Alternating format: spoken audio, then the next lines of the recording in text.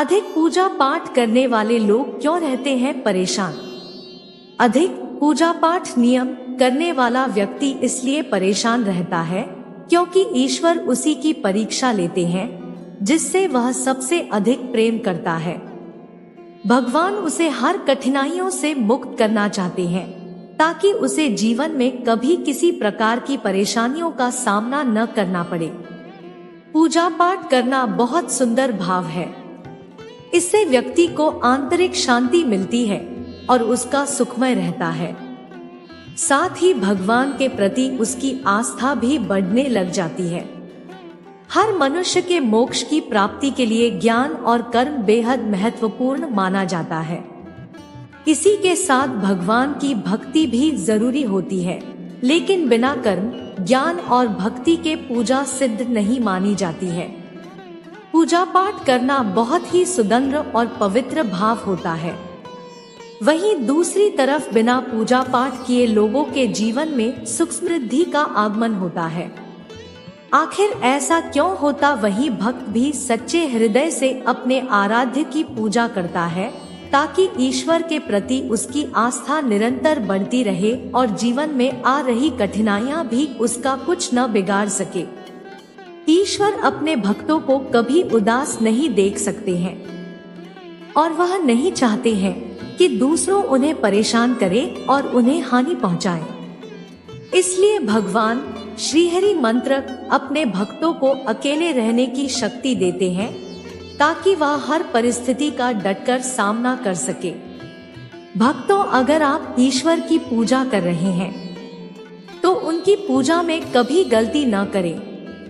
कभी कभी ऐसा होता है कि हम कई बार पूजा पाठ करने के दौरान छोटी छोटी गलती कर देते हैं जिससे हमें मुश्किलों का सामना करना पड़ जाता है, लेकिन भगवान कभी भक्त का नियम नहीं देखते हैं कि वह किसी विधि और नियम से पूजा कर रहा है।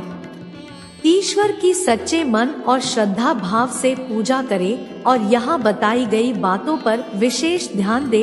हर मनुष्य के मोक्ष की प्राप्ति के लिए ज्ञान और कर्म बेहद महत्वपूर्ण माना जाता है। इसी के साथ भगवान की भक्ति भी जरूरी होती है, लेकिन बिना कर्म, ज्ञान और भक्ति के पूजा सिद्ध नहीं मानी जाती है। पूजा पाठ करना बहुत ही सुंदर और पवित्र भाव होता है। इससे व्यक्ति के ऊपर ईश्वर की कृपा बनी रहती है और आंतरिक शांति भी मिलती है। अगर व्यक्ति सच्चे मन से ईश्वर की प्रार्थना करता है तो उसके जीवन में कठिनाइयां जरूर आती हैं, क्योंकि ईश्वर उन्हीं की परीक्षा लेता है जिससे वह सबसे ज्यादा प्रेम करता है। पूजा पाठ एक कर्म भी माना जाता है जिसका समुचित फल व्यक्ति को समय के अनुसार मिलता है, लेकिन क्या आपने कभी सोचा है कि जो व्यक्ति ईश्वर की सच्चे मन से पूजा करता है वह परेशान रहता है? वह तो बस यही चाहते हैं कि भक्त श्रद्धा भाव से उनको याद करें। ईश्वर एक शक्ति और भाव है। उसी भक्त पर ईश्वर की कृपा होती है जो सरल, श्रद्धा और अपनत्व का जीवन जीते हैं। हमें मिलने वाले सुख या दुख का कारण भगवान नहीं अपितु हम ही हैं। हमारे कर्म ही हमें सुख दुख देते हैं। कर्म सकाम व निष्काम होते हैं। सकाम कर्म यानी ऐसे कर्म जिनके बदले में हम कुछ भौतिक सुख सुविधाएं चाहते हैं। ऐसे कर्मों का फल सुख दुख के रूप में मिलता है। निष्काम कर्म वह है जिनके बदले हम केवल भगवान को प्राप्त करना चाहते हैं। ऐसे कर्मों का फल भगवत प्राप्ति के रूप में मिलता है। अब बात आती है कि ज्यादा पूजा पाठ करने वाले ही दुखी क्यों रहते हैं।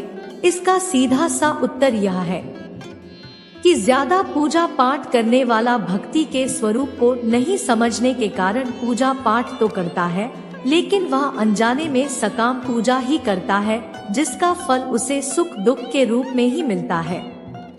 ज्यादा पूजा पाठ करने वाला बेशक ज्यादा पूजा पाठ या भक्ति करता हुआ नजर आता है, लेकिन वह कर्मकांड को ठीक से नहीं करना जानता है। ऐसे में गलती पर गलती करता जाता है। बेशक वह कहता है कि वह कुआं खोदने की बात करता है, लेकिन असल में वह खाई ही खोद रहा होता है। वह यह तो कहता है कि वह बहुत सारी दुनिया भर की पूजा पाठ या मेहनत कर रहा है, लेकिन असल में तो वह अपनी मेहनत बेकार ही कर रहा होता है। बेशक ऐसा करने में उसका सारा परिश्रम निष्फल चला जाता है। तो एक बात तो यह हुई कि सकाम कर्मों का फल सुख या दुख के रूप में मिलता है। हो सकता है कि उसके पूर्व कर्मों की वजह से उसकी जिंदगी में दुख बहुत लिखे हो और पूजा पाठ से बेशक कम हुए हो, लेकिन फिर भी आप यही सोच रहे हो कि भगवान हमें इतनी पूजा पाठ के बाद भी दुख ही दे रहे हो। और दूसरी बात यह है कि आप गलत तरीके से या बिना विधि विधान के जाने ही पूजा पाठ कर रहे हो। आप बेशक अत्यधिक पूजा पाठ कर रहे हो, लेकिन उनका प्रभाव उल्टा या निष्फल हो रहा हो। लगता है यहाँ तक आपको सब समझ आ गया होगा। अब एक पहलू और है पूजा पाठ करने वाले को ज्यादा दुख मिलने के पीछे, और यह लागू होता है केवल उस पर जो सही मायने में भक्त है। यह पहलू ही विशेष है, इसलिए इसके लिए आप एक बार फिर से यह जान लीजिए कि भक्ति क्या है और भक्त कौन है। संध्या वंदन, योग, ध्यान, तंत्र, ज्ञान, कर्म के जैसे ही भक्ति भी मुक्ति का एक मार्ग है। भक्ति भी कई प्रकार की होती है। इसमें श्रवण, भजन, कीर्तन, नाम जपस्मरण, मंत्र जप, पाठ सेवन, अर्चन, वंदन, दास्य, सख्य, पूजा, आरती, प्रार्थना, सत्संग आदि शामिल है। इसे नवधा भक्ति कहते हैं। एक गुरु के 2 शिष्य थे। दोनों ही पढ़े लिखे और विद्वान थे। दोनों में सिर्फ फर्क इतना था कि एक भगवान को मानने वाला था और दूसरा भगवान को ना मानने वाला था। नास्तिकता एक ऐसा था जहाँ पर भगवान की कथा होती थी, जहाँ सत्संग होता था, जहाँ भजन होता था, वहाँ दौड़ा चला जाता था और भगवान की पूजा पाठ करने लगता था। दूसरा शिष्य इन सब चीजों से काफी दूर था। वह शराब पिया करता था, वेश्याओं के यहाँ जाया करता था। सारी बुरी आदतें दूसरे शिष्य में थी। एक दिन क्या हुआ कि जब वह शिष्य शराब पीकर अनाप-शनाप बोलते हुए रास्ते में चलते हुए अपने घर को जा रहा था, अचानक उसको रास्ते में पैसों से भरा एक बैग मिल जाता है। उसकी खुशी का ठिकाना नहीं रहता। वह जोर जोर से चिल्लाते बताता है, आज मुझे पैसों से भरी भेंट की थैली मिल गई है। मेरा जीवन सफल हो गया। इन पैसों से अपने जीवन की आवश्यकताओं की पूर्ति कर लूंगा। वही दूसरा मित्र मंदिर से भजन करते हुए अपने घर को जा रहा था।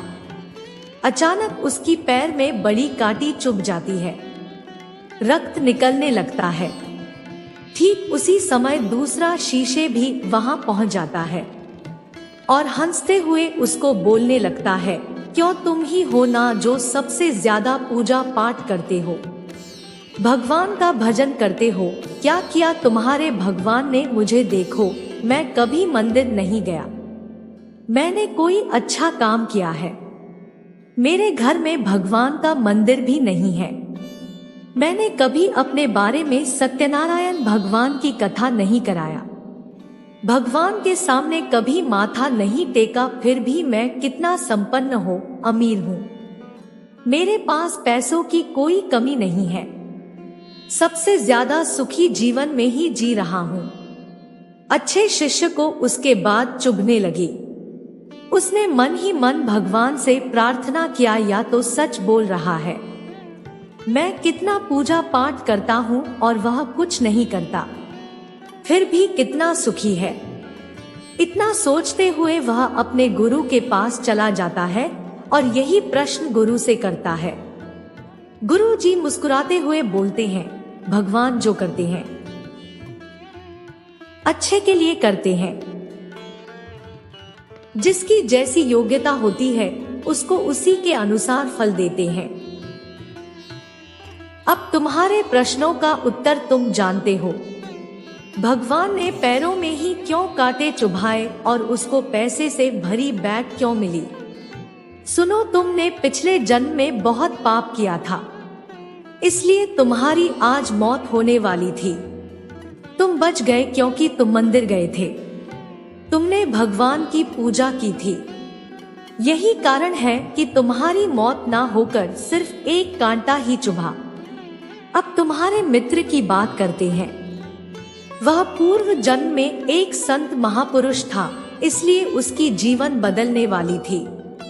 करोड़ों की संपत्ति का मालिक बनने वाला था, मगर इस जन्म में उसने कोई भी अच्छा कार्य नहीं किया, इसलिए पूर्व जन्म के फल के अनुसार उसको थोड़े से पैसे मिले, जबकि वह अरबों के संपत्ति का मालिक बनने वाला था।